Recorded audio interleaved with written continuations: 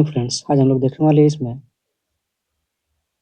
ठीक है, most important question, ठीक है, किसके लिए, फॉर एसएससी जीडी एग्जाम के लिए, या रेलवे, या अभी रेलवे की आने वाली है ग्रुप डी की बहाली, ठीक है, ग्रुप डी की बहाली या लेवल 1 की बहाली उसको कहा जाएगा। तो ये यूजफुल होने वाला है ऑल वनडे एग्जाम, ठीक है, जितने भी वनडे एग्जाम होते हैं उन सब के लिए बहुत ही ये इम्पोर्टेंट होने वाला है, ठीक है। या इन शॉर्ट में अगर बोला जाए तो सभी प्रतियोगी परीक्षाओं के लिए, जितनी भी प्रतियोगी परीक्षा होते हैं, जैसे ये एसएससी हो गए, एसएससी जीडी हो गए, एसएससी मेंस हो गए, जितने प्रतियोगिता परीक्षाओं होते हैं, यूपीएससी, बीपीएससी, उन सब के लिए ये बहुत ही यूजफुल साबित होने वाला है। और ये क्वेश्चन PYQ से लिया गया, प्रीवियस ईयर क्वेश्चन है इसमें, ठीक है।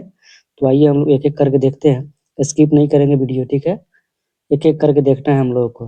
ब्रह्म समाज की स्थापना किसने की? तो ये ब्रह्म समाज की स्थापना राजा राम मोहन राय ने की। कब की? राजा राम मोहन राय ने, याद रखना है इसको, राजा राम मोहन राय ने किया। ब्रह्म समाज की स्थापना कब किया?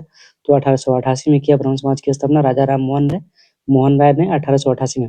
ब्रह्म समाज की स्थापना किसके द्वारा और कहाँ किया गया? तो कलकत्ता में किया गया। और किसके द्वारा? तो ये राजा राम मोहन राय के द्वारा। और ईयर पूछेगा तो 1828 में की गई, ठीक है। आधुनिक भारत में हिंदू धर्म सुधार का पहला आंदोलन किसने किया? तो ये ब्रह्म समाज ने किया। अभी बताए हैं ब्रह्म समाज की स्थापना 1828 में राजा राम मोहन राय ने किया, तो इसको याद रखना है। ब्रह्म समाज के विरोधी संगठन कौन था? ब्रह्म समाज का विरोधी संगठन कौन था जिसे सती प्रथा वंश सुधारों का विरोध किया? तो ये किसने किसने किया था? धर्म सभा ने। किसने किया था? धर्म सभा ने किया था, याद रखना है। धर्म सभा के संस्थापक कौन थे? तो ये राधाकांत देव थे। सती प्रथा का अंत कौन हुआ? ये कब हुआ? तो 1829 में विलियम बेंटिक और राजा राम मोहन राय की मदद से सती प्रथा का अंत हुआ, जो कि 1829 में हुआ। इसको याद रखना है। सती प्रथा के अंत का सबसे प्रयास किसने किया? तो राजा राम मोहन राय ने और विलियम बेंटिक ने। दोनों का नाम याद रखिएगा, दोनों का नाम एक साथ याद रखिएगा। विलियम बेंटिक और राजा राम मोहन राय ने 1829 में सती प्रथा का विरोध किया था। सती प्रथा को थोड़ा सा हम लोग समझ लेते हैं। सती प्रथा ये होता है कि अगर किसी औरत का हस्बैंड मर गया है तो उसकी उसकी वाइफ को, यानी उसकी पत्नी को भी उसके साथ जिंदा जला दिया जाता था। उसी को हम लोग सती प्रथा कहते थे, जो कि 1829 में इसको खत्म किया गया राजा राम मोहन राय और विलियम बेंटिक के द्वारा। आर्य समाज की स्थापना कब हुई? तो 1875 में दयाराम साहनी ने किया था। दयानंद सरस्वती ने किया था। कब? 1875 में आर्य समाज की स्थापना, याद रखना है। आर्य समाज की स्थापना किसने की? तो स्वामी दयानंद सरस्वती ने किया था। आर्य समाज किसके विरुद्ध था? तो धार्मिक अनुसंधान व मूर्ति पूजा के विरुद्ध था। आर्य समाज किसके विरुद्ध है? तो ये धार्मिक अनुसंधान और मूर्ति पूजा के विरुद्ध है।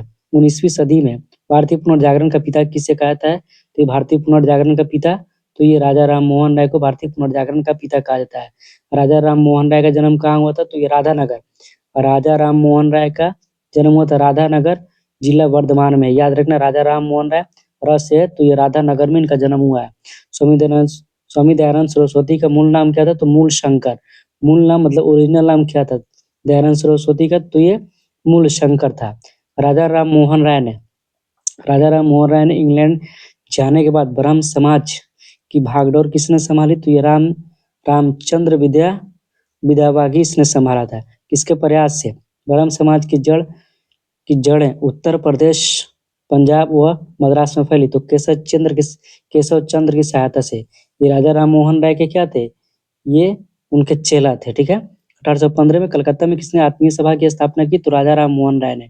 1815 में कलकत्ता में किसने आत्मीय सभा की स्थापना की थी? तो ये राजा राम मोहन राय ने आत्मीय सभा की स्थापना की थी। आप लोग जानकारी के लिए बता दिए, बीपीएससी का जो एग्जाम होने वाला है TRE 4.0, उसके लिए भी ये बहुत ही यूजफुल होने वाला है। तो एक एक क्वेश्चन को हम लोग बिना स्किप किए हम लोग पढ़ेंगे। राजा राम मोहन राय और डेविड हेयर किस संस्था से जुड़े थे? तो ये हिंदू कॉलेज से जुड़े थे। थियोसॉफिकल सोसाइटी की स्थापना कब और कहाँ हुई? तो 1875 में न्यूयॉर्क में हुई। थियोसॉफिकल सोसाइटी की स्थापना कब और कहाँ हुई? तो 1875 में, ठीक है। थियोसॉफिकल सोसाइटी की स्थापना भारत में कहाँ हुई? तो 1882 में हुई। कहाँ पर? मद्रास के अड्यार में। थियोसॉफिकल सोसाइटी की स्थापना किसने किया था?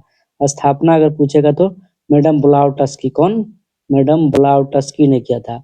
ब्लाउटस्की, याद रखना है। थियोसॉफिकल सोसाइटी की स्थापना किसने की? तो मैडम ब्लाउटस्की ने कब की थी? 1882 में मद्रास के अड्यार में।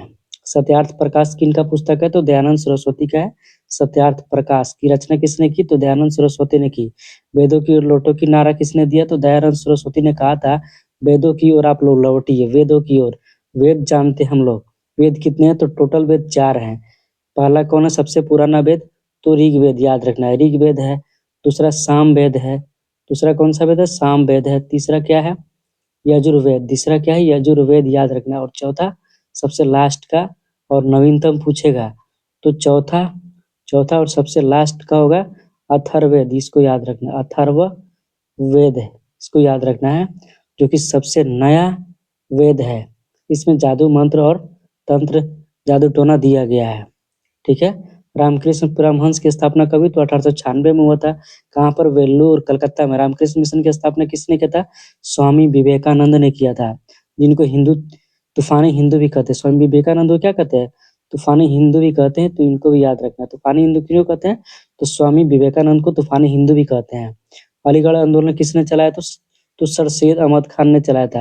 इन्होंने 1875 में अलीगढ़ मुस्लिम यूनिवर्सिटी की स्थापना किया था। कब किया था अलीगढ़ मुस्लिम यूनिवर्सिटी? 1875 में अलीगढ़ मुस्लिम यूनिवर्सिटी का स्थापना किया था। किसने? तो सर सैयद अहमद खान है। अलीगढ़ आंदोलन किसने चलाया था? तो सर सैयद अहमद खान ने चलाया था। हाँ, अलीगढ़ मुस्लिम विश्वविद्यालय की नींव किसने डाली? एएमयू जिसको बोला जाता है, अलीगढ़ मुस्लिम यूनिवर्सिटी की नींव किसने डाली? तो सर सैयद अहमद खान ने उसकी नींव डाली।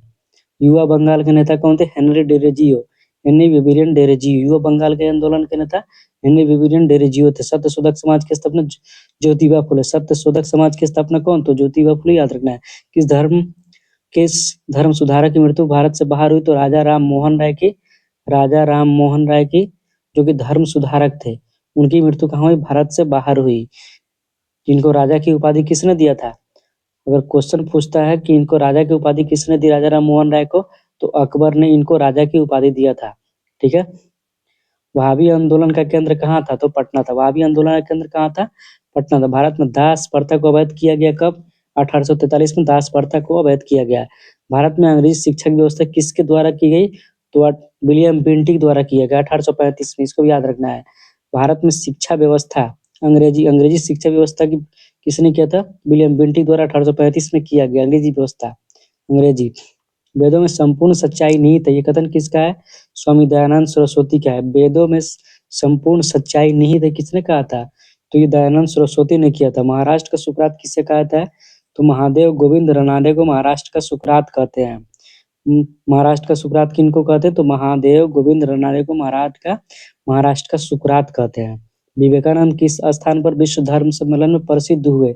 शिकागो में। इन्होंने वहां गया, शिकागो जो कि अमेरिका में है, उन्होंने गया और इन्होंने बोला भाइयों एवं बहनों, ठीक है, जो कि मोदी जी बोलते हैं उसी तरह। तो इनके इनके बोलने के बाद है ना, तालियों की गड़गड़ाहट बहुत सारी हुई। ठीक है, इसीलिए इनको उसी टाइम से क्या कहते हैं? तूफानी हिंदू कहते हैं। किनको? तूफानी हिंदू भी कहते हैं। विवेकानंद को, स्वामी विवेकानंद को तूफानी हिंदू भी कहते हैं। संवाद कौमुदी के पत्र के लेखक कौन थे? तो राजा राम मोहन राय। राजा राम मोहन राय किस पुस्तक के लेखक थे? तो संवाद कौमुदी पुस्तक के लेखक थे राजा राम मोहन राय। देखिए, र से राजा राम मोहन राय, इनकी पुस्तक कौन सी थी? तो संवाद कौमुदी थी। ठीक है, संवाद कौमुदी याद रखना है। अब देखते हैं हम लोग, संवाद कौमुदी हो गया। तत्वबोधिनी व तत्वबोधिनी पत्रिका के संस्थापक किसने थे? तो वे देवेंद्रनाथ टैगोर थे। रविंद्रनाथ टैगोर के भाई थे कौन? देवेंद्रनाथ टैगोर। प्रार्थना समाज की स्थापना किसके प्रेरणा के फलस्वरूप हुई? प्रार्थना समाज की स्थापना तो केशव चंद्र सेन के प्रेरणा से हुई ये प्रार्थना समाज की स्थापना है। वामा बोधनी पत्रिका किन महिलाओं से संबंधित था? वामा बोधनी पत्रिका महिलाओं के लिए किसने निकाली? महिला के लिए तो केशव चंद्र सेन ने निकाला था। वामा बोधनी पत्रिका महिला के लिए निकाले थे केशव चंद्र सेन ने। शारदा मणि कौन थी? तो ये रामकृष्ण परमहंस की पत्नी थी। रामकृष्ण परमहंस की पत्नी कौन थी? तो शारदा मणि। आर से रामकृष्ण परमहंस और श से शारदा मणि, याद रखना है। आर के बाद क्या आता है? एस आता है ना। कूका आंदोलन किसने चलाया था? तो गुरु राम सिंह ने। कूका आंदोलन किसने चलाया था? गुरु राम सिंह ने चलाया था। 1956 में कौन सा धार्मिक कानून पारित हुआ? तो धार्मिक धार्मिक अयोग्यता कानून पारित हुआ 1956 में। 1956 में कि किस सुधारक को लोक हितवादी के नाम से जाना जाता है? तो गोपाल हरि देशमुख को लोक हितवादी के नाम से जाना जाता है। लोक हितवादी के नाम से किनको जाना जाता है? तो गोपाल हरि देशमुख को जाना जाता है। गोपाल हरि देशमुख को जाना जाता है किस नाम से? लोक हितवादी के नाम से जाना जाता है। ब्रह्म समाज किस सिद्धांत पर है? एकेश्वर। ब्रह्म समाज किस सिद्धांत पे? तो एकेश्वर मतलब एक ही ईश्वर को वो लोग मानते हैं। ठीक है, नेक्स्ट हम लोग देखते हैं देव समाज की स्थापना किसने किया था? देव समाज की स्थापना तो ये शिव नारायण अग्निहोत्री ने किया था देव समाज की स्थापना। राधा स्वामी सत्संग के संस्थापक कौन थे? शिवदयाल साहब। राधा स्वामी सत्संग के संस्थापक कौन थे? तो शिवदयाल साहब थे। फेबियन आंदोलन के प्रस्तावक कौन थे? Annie Besant. Annie Besant. Fabian आंदोलन का प्रस्तावक कौन थे? तो एनी बेसेंट। एनी बेसेंट के बारे में एक और जान लेते हैं कि ये कांग्रेस कांग्रेस की प्रथम महिला अध्यक्ष थी। प्रथम महिला अध्यक्ष कौन थी? तो एनी बेसेंट। अगर पूछेगा कांग्रेस की भारतीय महिला जो कि प्रथम भारतीय कांग्रेस की महिला थी तो ये आ जाएगा सरोजनी नायडू। हाँ, सरोजनी नायडू हो जाएंगे। लेकिन अगर पूछेगा प्रथम प्रथम महिला कांग्रेस की तो एनी बेसेंट को लिखना है, कंफ्यूज नहीं होना है। ठीक है, फेबियन आंदोलन के प्रस्तावक कौन थी? तो एनी बेसेंट थी। फेबियन आंदोलन प्रस्ताव के संस्थापक कौन थी? एनी बेसेंट थी। 20वीं सदी के आरंभिक दशक में आरंभ होने वाला आंदोलन कौन सा था? तो अहरार था। 20वीं सदी के आरंभिक दशक में होने वाला आंदोलन कौन था? तो अहरार था। भारत समाज सेवा संस्थापक भारत समाज सेवक की स्थापना कब और किसके द्वारा किया गया? तो 1905 में गोपाल कृष्ण गोखले जी के गोखले कहते हैं। महात्मा गांधी के राजनीतिक गुरु थे। राजनीतिक गुरु किनके थे? तो महात्मा गांधी के ये राजनीतिक गुरु थे। कौन? गोपाल कृष्ण गोखले, याद रखना है। सिख गुरुद्वारा अधिनियम कब पारित हुआ? तो 1925 में। सिख गुरुद्वारा आंदोलन कब पारित हुआ? तो 1925 में। रामकृष्ण परमहंस का मूल नाम क्या था? तो गदाधर चट्टोपाध्याय था। रामकृष्ण परमहंस का मूल नाम गदाधर चट्टोपाध्याय था। डॉक्टर एनी बेसेंट भारतीय राष्ट्रीय कांग्रेस के अध्यक्ष कब बनी थी? 1917 में। 1917 में बनी थी। शिकागो धर्म सम्मेलन स्वामी विवेकानंद ने कब भाग लिया? तो 1893 में इन्होंने धर्म सम्मेलन शिकागो में भाग लिया था। स्वामी विवेकानंद ने, जिनको जिनको तूफानी हिंदू भी कहते हैं। तूफानी हिंदू, एक बार और रिपीट कर देते हैं। तूफानी हिंदू किनको कहते हैं? तो स्वामी विवेकानंद को तूफानी हिंदू कहते हैं। तूफानी हिंदू कहते हैं। नेक्स्ट हम लोग देखते हैं प्रीसेप्ट्स ऑफ जेसस की रचना किसने की? राजा Ram Mohan Roy. Precepts of Jesus की रचना किसने की? तो ये राजा राम मोहन राय ने ये पुस्तक की रचना की थी। राजा राम मोहन राय को फारसी पुस्तक कौन थी? ये फारसी पुस्तक भी लिखे थे जिसका प्रकाशन 1809 में हुआ। उसका नाम क्या था? मुवाहिदीन फुतुहल मुवाहिदीन था। वेदांत कॉलेज की स्थापना किसने किया था? तो राजा राम मोहन राय ने वेदांत कॉलेज की स्थापना किया था। राजा राम मोहन राय ने, याद रखना है। वेदांत कॉलेज की स्थापना किसने किया था? वेदांत कॉलेज के राजा राम मोहन राय। राजा राम मोहन राय को किसने युगदूत कहा था? तो सुभाष चंद्र बोस ने राजा राम मोहन राय को युगदूत कहा था। सुभाष चंद्र बोस ने राजा राम मोहन राय को युगदूत कहा था। तो इसको याद रखना है। किसने युगदूत कहा था इनको? राजा राम मोहन राय को तो सुभाष चंद्र बोस ने। राष्ट्रीय आंदोलन और उनकी घटनाएं देखते हैं। 1904 से देखते हैं। भारतीय विश्वविद्यालय अधिनियम पारित हुआ कब? 1904 में। 1905 में क्या हुआ था? बंगाल का विभाजन। 1906 में क्या हुआ था? मुस्लिम लीग की स्थापना 1906 में हुई, जो कि ढाका में आगा खान और सलीमुल्लाह खान के नेतृत्व में। आगा खान और सलीमुल्लाह खान के नेतृत्व में। आगा खान और सलीमुल्लाह खान के नेतृत्व में मुस्लिम लीग की स्थापना कब हुई? तो 1906 ढाका में, याद रखना है। 1907 में क्या हुआ था? सूरत अधिवेशन, जिसमें कांग्रेस की फूट हो गई। एक तरफ गरम दल थे और दूसरी तरफ कौन थे? नरम दल थे। दोनों में फूट हो गई थी 1907 के सूरत अधिवेशन में। 1909 में क्या हुआ था? तो 1909 में मार्लियामेंटो सुधार हुआ था। मार्लियामेंटो सुधार कब हुआ था? 1909 में हुआ था। 1911 में क्या हुआ था? तो 1911 में ब्रिटिश सम्राट का दिल्ली दरबार हुआ था। ठीक है, लॉर्ड हार्डिंग आए थे। 1916 में होम रूल लीग का निर्माण हुआ था। एनी बेसेंट भी इसमें थी। एनी बेसेंट थी इसमें होम रूल आंदोलन में। ठीक है, और देखते हैं हम लोग 1916 में एक और हुआ था। मुस्लिम लीग और कांग्रेस का समझौता हो गया था। मुस्लिम लीग और कांग्रेस में समझौता हो गया था। इसमें नरम दल और गरम दल फिर क्या हो गए? नरम और गरम दल फिर एक साथ हो गए कब? 1916 में। ठीक है, लखनऊ पैक्ट जिसको बोलते हैं, उसमें फिर से एक हो गए। 1917 में क्या हुआ था? चंपारण आए थे महात्मा गांधी। महात्मा गांधी चंपारण आए थे, 10 अप्रैल 1917 को ये पटना आए थे और लगभग 15 अप्रैल को ये चंपारण आए थे। 15 अप्रैल 1917 को महात्मा गांधी चंपारण आए थे, याद रखना है। 1919 में रॉलेट एक्ट ये पास हुआ था, जिसको ब्लैक एक्ट भी कहते हैं। इसमें शक के आधार पर किसी भी व्यक्ति को अरेस्ट किया जा सकता था। 1919 में क्या हुआ था? 13 अप्रैल 1919 को जालियांवाला बाग हत्याकांड हुआ। इसमें लगभग 379 व्यक्ति मारे गए। जनरल आर डायर ने ऑर्डर दिया था, ठीक है। इसमें 379 व्यक्ति मारे गए और इसकी जांच के लिए हंटर कमीशन की स्थापना किया था। हंटर कमीशन की स्थापना किया था। इसमें भारतीय थे कौन? मदन मोहन मालवीय थे। भारतीय थे मदन मोहन मालवीय और बाकी ब्रिटिशर्स थे। इसमें बताया गया इस जांच में हंटर कमीशन में कि जनरल डायर द्वारा जल्दी मतलब निर्णय लिया गया था, ठीक है। इसमें अंग्रेजों की सूचना कौन दिया था? जालियांवाला बाग हत्याकांड में अंग्रेजों को जाकर सूचना कौन दिया था? तो हंसराज नामक भारतीय ने अंग्रेजों को जाकर जनरल आर डायर को सूचना दी थी कि जालियांवाला बाग में बहुत सारे लोग बैठकर इकट्ठा हुए हैं, उनको जाकर वो सूचना दिया था। 1919 में क्या हुआ था? मॉन्टेगू चेम्सफोर्ड सुधार हुआ था। 1920 में क्या हुआ था? ये खिलाफत आंदोलन हुआ था 1 अगस्त 1920 को। 1 अगस्त 1920 को क्या हुआ था? खिलाफत आंदोलन हुआ था। 1920 में ही क्या हुआ था? असहयोग आंदोलन हुआ था। नॉन कोऑपरेशन मूवमेंट हुआ था 1920 में, इसको याद रखना है। 1922 में क्या हुआ था? 1922 में चौरी चौरा कांड हुआ था 5 फरवरी 1922 को। 5 फरवरी 1922 को चौरी चौरा एक जगह है गोरखपुर में, वहीं पर कांड हुआ था। चौरी चौरा कांड हुआ था जिसमें एक थाना में आग लगा दिया गया जिसमें 22 पुलिसकर्मी जिंदा जल गए थे। 22 पुलिसकर्मी क्या हुआ? जिंदा जल गए। तो गांधी जी नाराज होकर 5 फरवरी को ये हुआ था घटना, 5 फरवरी 1922 को। तो गांधी जी नाराज होकर इसके 7 दिन बाद 12 फरवरी 1922 को अपना आंदोलन वापस ले लिए, ठीक है। 1927 में क्या हुआ था? तो साइमन कमीशन की नियुक्ति हुई थी। 1928 में साइमन कमीशन भारत आया था। 1928 में कब आया? 1928 में साइमन कमीशन भारत आया था। लाला लाजपत राय ने इसका विरोध किया था। लाला लाजपत राय ने इसी का विरोध किया था, ठीक है। इसी का विरोध किया था किसने? लाला लाजपत राय ने, जिनके सिर के ऊपर क्या हुआ था?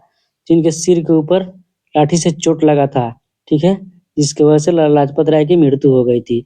और इन्होंने ही कहा था साइमन गो बैक किसने कहा था? तो ये लाला लाजपत राय ने कहा था। और इन्होंने एक और नारा दिया था कि मेरे सिर पर एक एक लाठी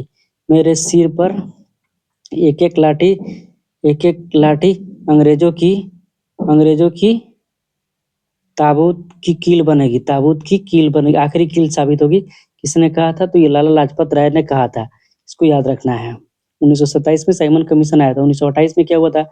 साइमन कमीशन आया था। 1927 में गठन हुआ था और आया था कब? 1928 में आया था। 1929 में क्या हुआ था? 1929 में भगत सिंह द्वारा केंद्रीय असेंबली में बम फेंका गया, ठीक है। और उन्होंने भगत सिंह ने कहा था कि ये अंग्रेजों के बहरे कानों को जगाने के लिए हम लोगों ने किया है। एक भी लोग इसमें नहीं मरे थे। तो उन्हें केंद्रीय असेंबली में बम फेंका था भगत सिंह ने 1929 में, ठीक है। और इनको फांसी कब हुई थी? 23 मार्च 1931 को फांसी मिली थी। फांसी हो गई थी भगत सिंह को, ठीक है। 1929 में क्या हुआ था? कांग्रेस का पूर्ण स्वतंत्रता की मांग हुई थी। ये 1929 में क्या हुआ था? सविनय अवज्ञा आंदोलन, civil disobedience movement Mahatma Gandhi ने चलाया था, ठीक है। दांडी मार्च जिसको कहा जाता है नमक विरोधी भी इसी को कहा जाता है। नमक कानून तोड़ा गया। 1930 में क्या हुआ था? प्रथम गोलमेज सम्मेलन 1930 में हुआ था। प्रथम गोलमेज सम्मेलन 1931 में हुआ था द्वितीय गोलमेज सम्मेलन। 1932 में क्या हुआ था? तृतीय गोलमेज सम्मेलन। क्वेश्चन पूछेगा वह व्यक्ति जो तीनों गोलमेज सम्मेलन में शामिल हुआ था, तो कौन था? तो भीमराव अंबेडकर थे, याद रखना है। भीमराव अंबेडकर तीनों गोलमेज सम्मेलन में शामिल हुए थे। 1931 में क्या हुआ था? द्वितीय गोलमेज सम्मेलन हुआ था। 1932 में क्या हुआ था? तृतीय गोलमेज सम्मेलन। 1932 में भी एक और हुआ था सांप्रदायिक निर्वाचन प्रणाली, कम्युनल अवार्ड हुआ था। 1932 में हुआ था पूना पैक्ट हुआ था। 1932 में क्या हुआ था? पुनः पैक्ट हुआ था 1942 में, भारत छोड़ो आंदोलन 8 अगस्त 1942 को हुआ था भारत छोड़ो आंदोलन। ठीक है, 1942 में एक और हुआ था क्रिप्स मिशन का आगमन हुआ था। क्रिप्स मिशन के आगमन कब हुआ था? 1942 में। 1943 में आजाद हिंद फौज की स्थापना हुई थी। 1946 में कैबिनेट मिशन का आगमन हुआ था। 1946 में भारतीय संविधान सभा का निर्वाचन भी 1946 को ही हुआ। 1946 में फिर क्या हुआ था? अंतरिम सरकार की स्थापना हुई थी 1946 में। अंतरिम सरकार की स्थापना कब हुई थी? तो 1946 में अंतरिम सरकार की स्थापना हुई थी। अब हम लोग का इंडिया आजाद होगा। 1947 में भारत का विभाजन हुआ था। भारत का विभाजन माउंटबेटन योजना के अंतर्गत हुआ था। इसमें इसमें एक तरफ क्या था? पाकिस्तान, और एक तरफ इंडिया था, हिंदुस्तान। ठीक है, पाकिस्तान 14 अगस्त 1947 को आजाद हुआ और हम लोग का 15 अगस्त 1947 का आजाद हुआ। तो तो ये पाकिस्तान 14 अगस्त को अपनी आजादी मनाता है, हम लोग 15 अगस्त को अपनी आजादी मनाते हैं। अब हम लोग कुछ क्वेश्चंस को देख लेते हैं। किस राजा को मामल्लन मतलब महान पहलवान के नाम से जाना जाता है? तो नरसिंहन नरसिम्हन प्रथम को महान पहलवान के नाम से हम लोग जानते हैं। द्वितीय बौद्ध संगीति का आयोजन कहाँ हुआ था?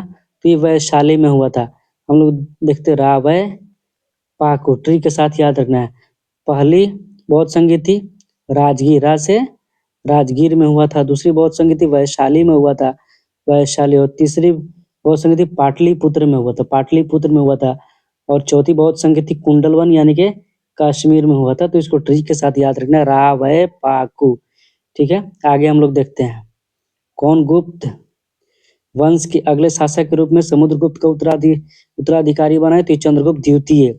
अशोक के शिलालेख के अनुसार किस स्थान को कर मुक्त घोषित किया गया था और केवल 1/8 भाग ही कर योग्य घोषित किया था? तो ये लुम्बिनी था। ठीक है, लुम्बिनी। 23वें तीर्थंकर कौन थे? तो पार्श्वनाथ थे। 23वें तीर्थंकर जैन धर्म में तीर्थंकर होता था। ठीक है, जैसे जैन धर्म के बारे में थोड़ा जान लेते हैं। जैन धर्म के प्रथम तीर्थंकर बोलेगा तो ऋषभ देव। प्रथम तीर्थंकर कौन होंगे? ऋषभ देव। और 23वें तीर्थंकर पार्श्वनाथ। 23वें तीर्थंकर कौन? पार्श्वनाथ। और 24वें एवं अंतिम तीर्थंकर कौन? महावीर स्वामी। 24वें एवं अंतिम तीर्थंकर कौन होंगे? महावीर स्वामी होंगे। तो याद रखना है। इसी के साथ हम लोग देखते हैं गुप्त सम्राटों में कौन अपने को लिच्छवी दैहित्र कहता? तो समुद्रगुप्त कहता था। समुद्रगुप्त के बारे में बताया जाता है कि इनके घोड़ा जो है ना, वो 3 समुद्र का पानी पीता था। 3 समुद्र का पानी मतलब समझते हैं, इधर अरब सागर का, इधर हिंद महासागर का और बे ऑफ बंगाल का। 3 समुद्र का पानी कौन पीता था? तो गुप्त का घोड़ा 3 समुद्र का पानी पीता था। चावल की खेती का सबसे पुराना प्रमाण किस घाटी से मिलता है? तो बेलन घाटी से मिलता है। चावल का सबसे पुराना साक्ष्य कहाँ मिलता है? तो बेलन की घाटी से सबसे पुराना साक्ष्य मिलता है चावल का। ठीक है, नेक्स्ट देखते हैं हम लोग। अशोक के शिलालेख और ब्राह्मी लिपि को पढ़ा किसने? तो जेम्स प्रिंसेप ने पढ़ा। ठीक है, आगे देखते हैं हम लोग। निम्नलिखित में से कौन सा लेखक मध्यकालीन समाज में बुराइयों को उजागर करने वाला व्यंग के लिए जाना जाता है? तो क्षेमेंद्र को जाना जाता है। ठीक है, आगे हम लोग देखते हैं सिक्कों पर शासक का सिर अंकित करने वाला सातवाहन शासक कौन था? तो सतकर्णी प्रथम था। ठीक है, अब हम लोग देखते हैं उसके बारे में कुछ इम्पोर्टेंट जीके। ठीक है, वेरी इम्पोर्टेंट जीके देखते हैं हम लोग, जो कि हर एग्जाम में पूछता है और ये PYQ के फॉर्म में है, जो कि हम लोग लिए हैं। किसी न किसी एग्जाम में पूछा ही हुआ है क्वेश्चन है। RAF का फुल फॉर्म क्या होता है? Railway reservation form. Reservation form. RRF का रेलवे रिजर्वेशन फॉर्म। RPF पूछेगा तो RPF railway protection force. RPF का फुल फॉर्म क्या होगा? रेलवे प्रोटेक्शन फोर्स होगा। ठीक है, भारत में भूमिगत रेल कहाँ चली थी? तो ये कोलकाता, दिल्ली और बेंगलुरु में। कोलकाता, दिल्ली और बेंगलुरु में चली थी भूमिगत रेल चली थी, मतलब जमीन। भारत का सबसे व्यस्त रेलवे स्टेशन कौन सा? तो लखनऊ। इसको नवाबों का शहर भी कहा था। फिर एक बार और देख लेते हैं। भारत का सबसे व्यस्त रेलवे स्टेशन कौन है? तो लखनऊ। मेट्रो मैन के नाम से किनको आता था? तो ये श्रीधरन को किस नाम से जानते हैं? तो मेट्रो मैन के नाम से जानते हैं, श्रीधरन को। रेलवे कोच फैक्ट्री RSF कहाँ स्थित है? RSF रेलवे कोच फैक्ट्री ये कपूरथला में है। कहाँ है? कपूरथला में है रेलवे कोच फैक्ट्री। TTE का फुल फॉर्म क्या होता है? पकड़ता है ना TT, तो ये ट्रेवलिंग टिकट एग्जामिनर होता है। TTE टीटी नहीं होता है, सब लोग उसको टीटी कहते हैं। टीटीई होता है, ट्रेवलिंग टिकट एग्जामिनर, मतलब वो टिकट चेक करता है, ठीक है। इंडियन रेलवे का स्लोगन क्या है? Life line of the nation. रे इंडियन रेलवे का स्लोगन क्या है? Life line of the nation है। मैत्री एक्सप्रेस किन देशों के बीच में चला था? तो ये भारत बांग्लादेश के बीच में चला था। मैत्री मैत्री एक्सप्रेस, मैत्री मतलब होता है दोस्ती, मित्र, ठीक है। नेक्स्ट हम लोग देखते हैं, भारत का सबसे तेज ट्रेन कौन सा है? तो शताब्दी एक्सप्रेस है। शताब्दी एक्सप्रेस सबसे सबसे तेज ट्रेन कौन सी है? तो शताब्दी एक्सप्रेस है भारत की। नेक्स्ट हम लोग देखते हैं, भारत का पहला कंप्यूटरीकृत आरक्षण कहाँ आरक्षण कहाँ शुरू हुआ था? तो नई दिल्ली में। आरआरबी का फुल फॉर्म क्या है? Railway recruitment board, RRB, railway recruitment board, ठीक है। आगे हम लोग देखते हैं, भारत में कर्मचारी भर्ती है तो कितने रेलवे में? भारत कर्मचारी भर्ती तो रेलवे भर्ती बोर्ड कितने हैं? भर्ती बोर्ड जो टोटल 19 भर्ती बोर्ड है। देखते हैं, अभी आया है ना रेलवे ग्रुप डी का बहाली 32,000 के आसपास में, 32,000, ठीक है। रेलवे ग्रुप डी का, जिसको लेवल 1 भी कहा गया है, ठीक है। भारतीय रेलवे की स्थापना कब हुई? तो 16 अप्रैल 1853 को। ये 34 किलोमीटर तक चला था, किसने किया था? तो डलहौजी ने किया था, ठीक है। मुंबई से थाने के बीच में चली थी प्रथम बार ट्रेन, तो इसको याद रखना है। भारत में रेलवे लाइन बिछाने का श्रेय किसको दिया था? तो डलहौजी को। रेल बजट पेश करने वाला कौन प्रथम भारतीय कौन था? तो जॉन मथाई था, ठीक है। डीजल लोकोमोटिव, ये इंजन वर्कशॉप कहाँ है? तो पटियाला पंजाब में है। भारत पाकिस्तान के बीच कौन सी ट्रेन चलती है? समझौता एक्सप्रेस और थार एक्सप्रेस, जो कि अब बंद कर दिया गया है। भारत पाकिस्तान के बीच कौन सी ट्रेन चलती थी? तो समझौता एक्सप्रेस और थार एक्सप्रेस चलती थी। भारतीय रेलवे का अस्थायी शुभंकर क्या है? भोलू, गार्ड के रूप में गज, हरी बत्ती वाला लालटेन उठाए, ठीक है। भारत में आजाद होने भारत के आजाद होने के बाद पहला रेल मंत्री कौन कौन बना? तो जॉन मथाई बने थे, ठीक है। John Mathai. Indian railway museum कहाँ स्थित है? तो चाणक्यपुरी, नई दिल्ली में। चाणक्यपुरी, नई दिल्ली में। आरपीएफ का full form railway protection force. RPF का फुल फॉर्म क्या होता है? रेलवे प्रोटेक्शन फोर्स होता है, याद रखना है। भारतीय रेलवे का राष्ट्रीयकरण कब हुआ? तो 1950 में। भारतीय रेलवे का राष्ट्रीयकरण कब हुआ? तो 1950 में। भारत का सबसे बड़ा रेलवे प्लेटफॉर्म कहाँ है? गोरखपुर में है। भारत की सबसे पहली महिला रेल मंत्री तो ममता बनर्जी, जो कि अब क्या है? ये बंगाल की बंगाल की मुख्यमंत्री हैं। दीदी इनको कहा जाता है, दीदी, ठीक है। बंगाल की मुख्यमंत्री कौन? ममता बनर्जी। भारत की पहली महिला रेल मंत्री कौन? ममता बनर्जी, याद रखना है। रेलवे मैनेजमेंट गुरु के नाम से किनको जाना जाता है? तो ये लालू प्रसाद को जाना जाता है। रेलवे मैनेजमेंट गुरु के नाम से जाना जाता है किनको? लालू प्रसाद यादव को जाना जाता है, ठीक है। इंडियन रेलवे का विश्व में कौन सा स्थान है? तो दूसरा स्थान है। इंडियन रेलवे का विश्व में कौन सा स्थान है? तो दूसरा स्थान है, सेकंड नंबर है। भारतीय रेलवे कितने जोन में बांटा गया है? जोन में बांटा गया है, तो देखते हैं हम लोग 17 जोन में बांटा गया है। रेल व्हीकल फैक्ट्री कहाँ है? तो बेंगलोर में है, ठीक है। पीआरएस का फुल फॉर्म क्या होता है? क्वेश्चन आया ही नहीं, अधूरा क्वेश्चन है।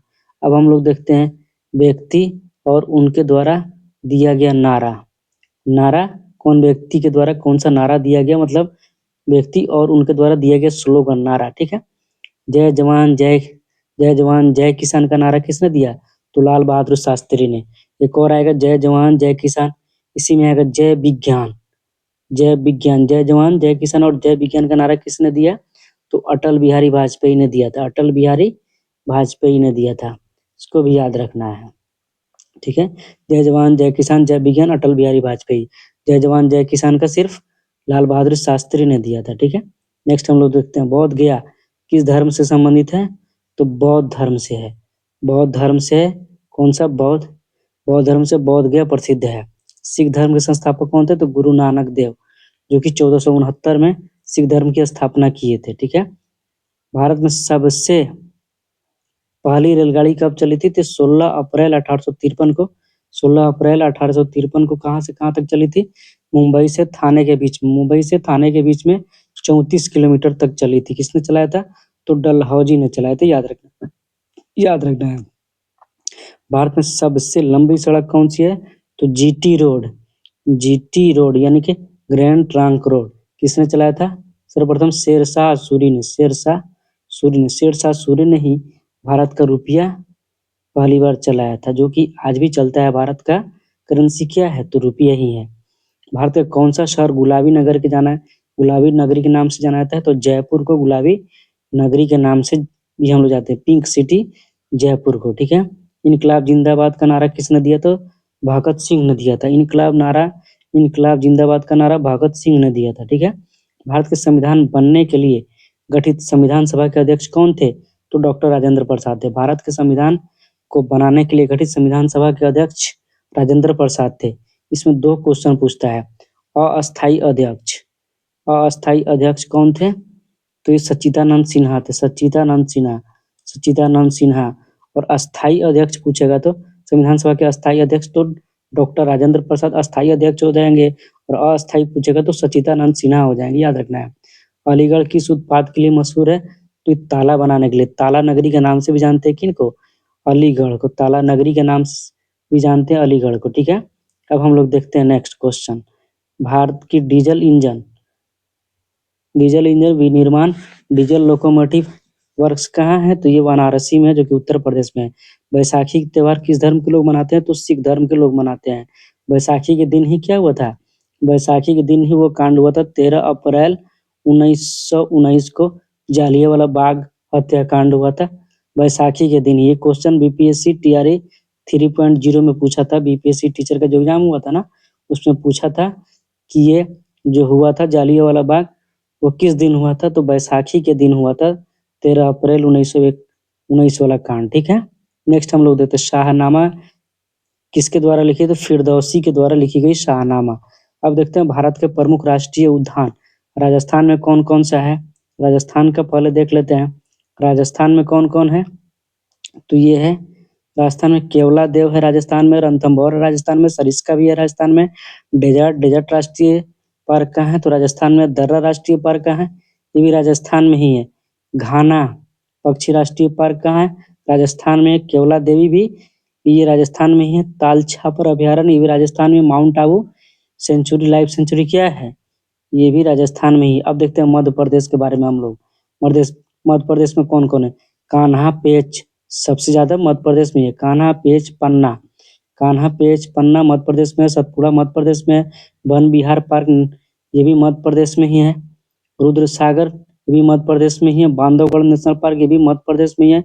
संजय नेशनल पार्क भी कहाँ है? मध्य प्रदेश में ही है। माधवगढ़ भी मध्य प्रदेश में है। कुनो मध्य प्रदेश में है। मांडला प्लांट फैसिल राष्ट्रीय पार्क ये भी मध्य प्रदेश में। अब हम लोग देखते हैं अरुणाचल प्रदेश में कौन कौन से है। अरुणाचल प्रदेश में एक ही है, नामदफा कहाँ है? अरुणाचल प्रदेश में। अब हम लोग देखते हैं हरियाणा के बारे में। हरियाणा का हम लोग देख लेते हैं, ठीक है। हरियाणा आ जाओ। हरियाणा हम लोग देख लेते हैं। सुल्तानपुर और कलेसर हरियाणा का कौन कौन सा है? तो ये सुल्तानपुर और कलेसर हरियाणा का है। उत्तर प्रदेश का हम लोग देखते हैं। दुधवा नेशनल पार्क कहाँ है? उत्तर प्रदेश का। और चंद्रप्रभा घाटप्रभा ये सब कहाँ है? तो ये उत्तर प्रदेश का वन जीव ये सब है। झारखंड का देखते हैं। बेतला झारखंड में है। हजारीबाग भी झारखंड का है। और धीमा राष्ट्रीय पार्क भी कहाँ का है? तो ये भी झारखंड का ही है। अब हम लोग देखते हैं मणिपुर में। ये कबुल लामजाओ भी मणिपुर में है। सिरोही राष्ट्रीय पार्क भी ये भी मणिपुर में ही है। अब हम लोग देखते हैं सिक्किम का। सिक्किम में एक ही है, ठीक है। खाचनजोंगा राष्ट्रीय पार्क कहाँ है? तो ये सिक्किम में है। त्रिपुरा में हम लोग देखते हैं क्लाउडेड नेशनल पार्क कहाँ है? तो ये त्रिपुरा में। क्लाउडेड नेशनल पार्क कहाँ है? तो ये त्रिपुरा में है क्लाउडेड नेशनल पार्क। नेक्स्ट हम लोग देखते हैं तमिलनाडु में कौन कौन सा है। तमिलनाडु में है गल्फ ऑफ मन्नार जो कि तमिलनाडु में इंदिरा गांधी।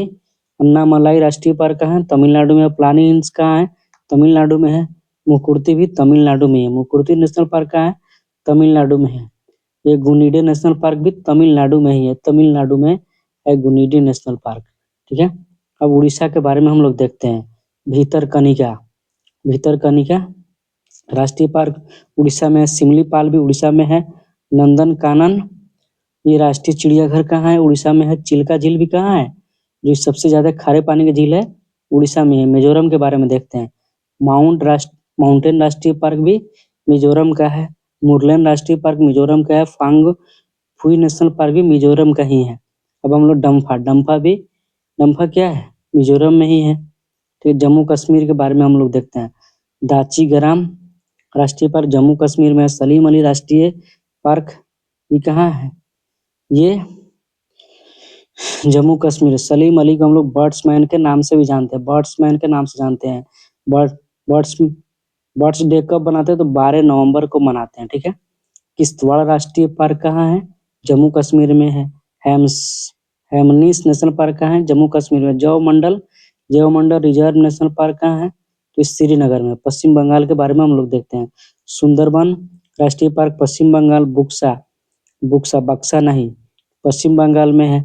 जलधारा राष्ट्रीय पार्क पश्चिम बंगाल में है। गुरुवारा राष्ट्रीय पार्क पश्चिम बंगाल में। सिंगलिली ये पश्चिम बंगाल में। न्यूरा वैली नेशनल पार्क पश्चिम बंगाल। असम के बारे में हम लोग देख लेते हैं। मानस असम में है।